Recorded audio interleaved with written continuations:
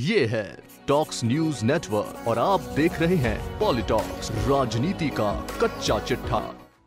मेरे साथ है सुमेधानंद सरस्वती, जिन्हें पार्टी ने लगातार दूसरी दफा सीकर लोकसभा चुनाव से मैदान में उतारा है। भीषण गर्मी में प्रचार का दौर जारी है। भाजपा और कांग्रेस के जो उम्मीदवार हैं अपने अपने मुद्दे गिना रहे हैं। सुमेधानंद जी, आप 5 साल सांसद रहे, क्या 5 साल आपने काम कराया? जिस तरह मेडिकल कॉलेज खुला है, आप बताएंगे? सबसे पहले तो मैं आपका धन्यवाद करता हूं कि आप ये मेरे से बातचीत करने के लिए आए हैं।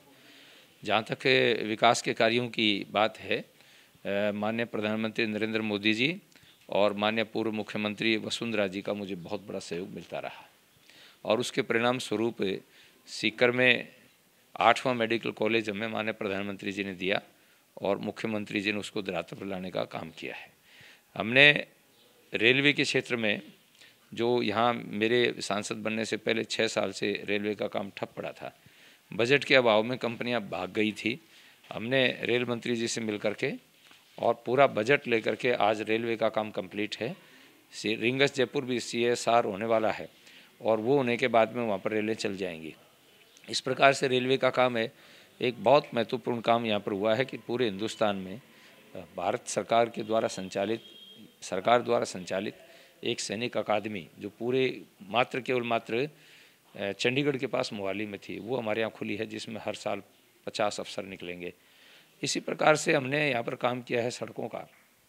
आप खुद देखेंगे, यहाँ से सालासर जाएंगे तो आपको चमचमाती रोड मिलेगी, आप सालासर से लक्ष्मणगढ़ जाएंगे तो आपको अच्छी रोड मिलेगी, लक्ष्मणगढ़ से नवलगढ़ जाएंगे, मुकुंदगढ़ जाएंगे, वहाँ भी आपको अच्छी सड़क मिलेगी, और सीकर से जब लोहारू जाएंगे झुंझुनू होकर के तो आपको 4 लेन मिलेगी।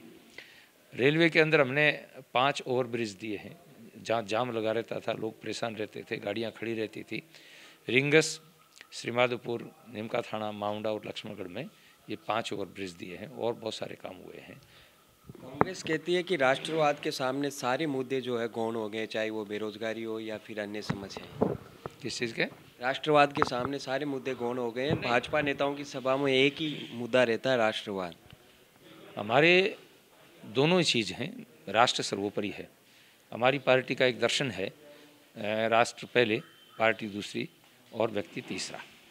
तो भारतीय जनता पार्टी के तो रोम रोम के अंदर देशभक्ति भरी हुई है, इसलिए राष्ट्रवाद को तो हमने आगे रखना ही है। लेकिन विकास की दृष्टिकोण से माननीय मोदी जी के नेतृत्व में जो काम हुए हैं, कांग्रेस के कार्यकाल के अंदर केवल मात्र इंदिरा आवास योजना के तहत कितना रुपया दिया जाता था? 40,000 रुपये में आदमी क्या बना लेगा? मोदी जी ने उसको 1,65,000 रुपये करके और लाखों लोगों को, करोड़ों लोगों को संपूर्ण भारत के अंदर मकान बना करके दिए हैं, गरीबों को, निर्धन महिलाओं को गैस सिलेंडर उपलब्ध कराए हैं, शौचालय बना करके दिए हैं। मेरे लोकसभा के अंदर ही 1 लाख से अधिक, 1.25 लाख के आसपास शौचालयों का निर्माण हुआ है। तो ये काम विकास भी हुआ है। सड़कें पूरे हिंदुस्तान के अंदर आप सड़कों को देखेंगे, आर्थिक दृष्टि से देश 11वें स्थान से आज 6 नंबर पर है, सैन्य दृष्टि से देश आज तीसरी ताकत बन चुका है। तो इसलिए विकास की जगह है और विकास बेस है। जब तक आपके पास बेस नहीं होगा तब तक आप राष्ट्रवाद की बात नहीं कह सकते। पिछले मुकाबले में भाजपा से बगावत होकर महरिया जी मैदान में उतरे थे, मोदी लहर भी थी। अब स्थितियां बदल गई है, मैनेजमेंट के माहिर और सियासत के महारथी माने जाते हैं महरिया। खाली मैनेजमेंट से चुनाव नहीं लड़े जाते हैं। वो लक्ष्मणगढ़ से विधानसभा का चुनाव लड़े थे जब लहर थी, और 163 हमारे विधायक बन करके गए। उस समय भाई सुभाष जी का मैनेजमेंट और उनकी आर्थिक शक्ति काम नहीं आई।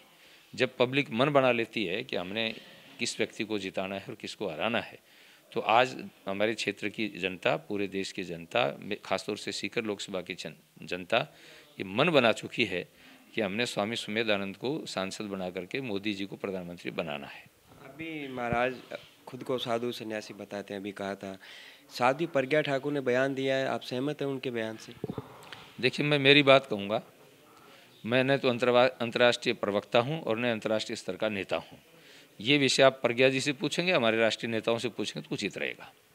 अच्छा, दोबारा आप चुनकर आते हैं तो क्या प्राथमिकता रहेगी कि सीकर में कुछ काम रह गए कई, जो आप प्रायोरिटी से उन्हें पूरा करेंगे? सीकर लोकसभा में खासतौर से हमारे यहाँ पर अभी रेलवे के ट्रैक कंप्लीट हो गए हैं, लेकिन लंबी दूरी की ट्रेनें नहीं हैं।